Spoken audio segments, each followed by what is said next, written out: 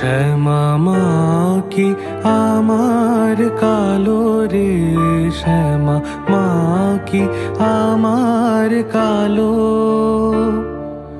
লোকে বলে কালি কালো, আমার মন তো বলে না কালো রে।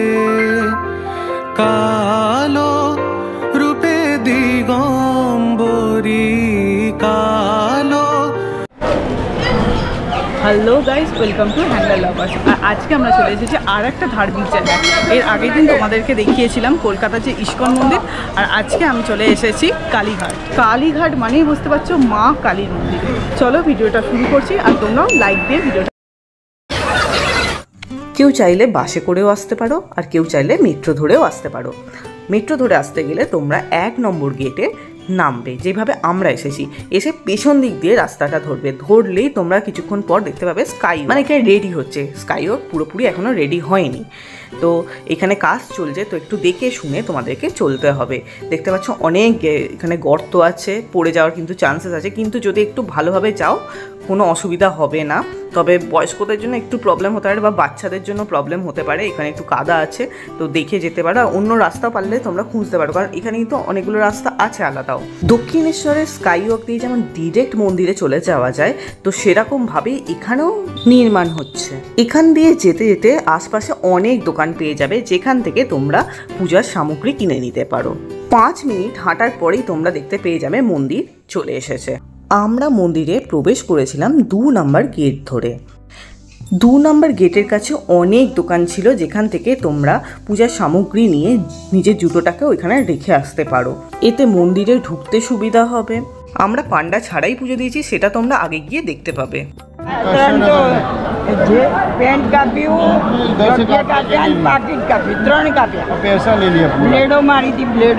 এখানে এসে আমার গুজরাটি একজন ফ্যামিলির সাথে আলাপ হলো, যিনি আমাকে বলছিলেন যে কিভাবে তাদের পকেট কেটে 70,000 টাকা বের করে নিয়েছে। জাস্ট ভাবো, দিন দুপুরে ডাকাতি।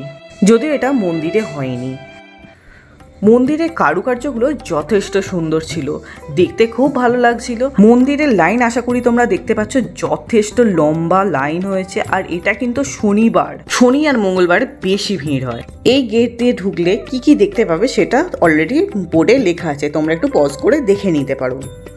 আর এই যে কলের জায়গাটা দেখতে পাচ্ছ না, এখান থেকে কিন্তু হারগিস জল নিয়ে খেয়ে ফেলো না, কারণ ওই জলটা কিন্তু ভালো ছিল না।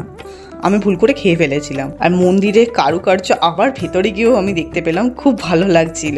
লাইনগুলো যেখানে ছিল ঠিক সামনেই পড়েছিল কুন্ডু পুকুর। কুন্ডু পুকুরটা দেখতে খুব ভালো লাগছিল, কারণ এখানটা পুরো পরিষ্কার জায়গা। আশপাশে ছোট ছোট গাছপালা লাগানো আছে, মানে বড়ই বলতে পারো একটু আধটু। আর এই যে মন্দির দেখা যাচ্ছে, মন্দিরের চূড়া দেখতে পাওয়া যাচ্ছে। আর এই সাইডে কিন্তু গেলে আবার ভোগও দেয়, এই সাইডে তোমরা দেখে নাও। এবার তোমাদের বলে নিই পান্ডাদের কথা। এখানে কিন্তু পান্ডারা ভালো মতো টাকা চার্জ করে। আমরা কিন্তু কোনো রকম পান্ডা ছাড়াই পুজোটা দিয়েছিলাম। আমরা বলছিলাম কোনো পান্ডা নেবো না, অনেকবার কিন্তু ওরা ট্রাই করেছিল। সবার কথা বলবো না, তবে কিছু পান্ডার কিন্তু বিহেভিয়ার খুব একটা ভালো হয় না।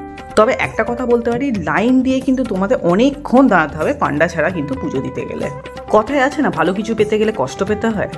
এটা হচ্ছে মন্দিরের পুরো উপরের লাইনটা।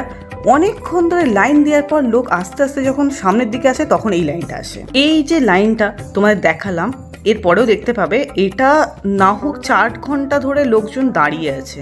কেউ চাইলে মন্দিরের ভেতর থেকেও ফুল নিতে পারো। এখানে কিন্তু ফুল গাঁথা চলছিল, জবা, পদ্ম সব রকম ফুলই পাওয়া যাচ্ছিল।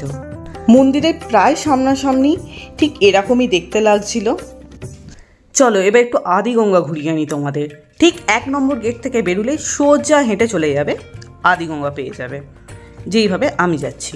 রাস্তার ধারে এখানে অনেক ছোট ছোট তোমরা মন্দির দেখতে পাবে, আর বাজারও আছে। এখানে ঠিক সিঁড়ি দিয়ে আস্তে আস্তে তোমরা যখন উঠবে, বাঁদিকেই দেখতে পাচ্ছ বেহুলার লক্ষিন্দার, তারপরেই দেখতে পাবে মন্দির। বলেছিলাম না ছোট ছোট অনেক মন্দির আছে, এখানে সন্তোষী মায়ের মন্দিরও দেখতে পাওয়া যাচ্ছে। পাশে একটা ছোট্ট মিষ্টির দোকান। তবে জলটা একটু দেখলাম বেশি নোংরা লাগছে। আর ওইখান থেকে একটা ছোট্ট মতো ব্রিজ গেছে, আর এইখানে সামনেই মন্দির। এখানেও কিন্তু অনেকে পুজো দিতে এসেছিল।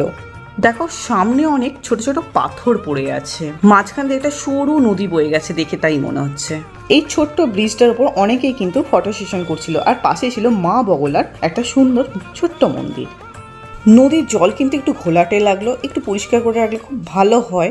আর একটা ইনফরমেশন দিয়ে রাখি, 1:30টার সময় করে কিন্তু মন্দিরের গেট বন্ধ হয়ে যাবে, তারপর কিন্তু পুজো দেওয়া যাবে না। তারপর 3টের সময় ভোগ দেওয়া হয়, তার মধ্যে তোমরা চেষ্টা করো আসার। যদি এটা মিস হয়ে যায় আবার চলে এসো বিকেলবেলা। এখানে একটু ঘুরে তারপর আবার আমি মন্দিরে ফেরত চলে গেলাম। সেখানে গিয়ে দেখলাম বলি ঘর। এখানে দেখতে পাচ্ছ এই ছাগলটার বলি হবে, সেই জন্য একে সেইভাবে সাজানো হচ্ছে, ভেতরে নিয়ে চলে যাওয়া গেছে। মন্দিরের বাইরে এরকম 2টো জোড়া মন্দির ছিল।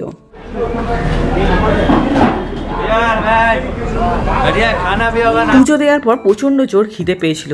সামনে দেখছিলাম যেতে যেতে ঠিক স্কাই ওয়াকের কাছে একটা কচুরির দোকান, ভাবলাম এখানেই ঢুকে যাই, কিছু তো খেতে হবে, খিদে লাগলে কি করা যাবে ভাই। তো চলো নিরামিষ খাবার খাওয়া গেল।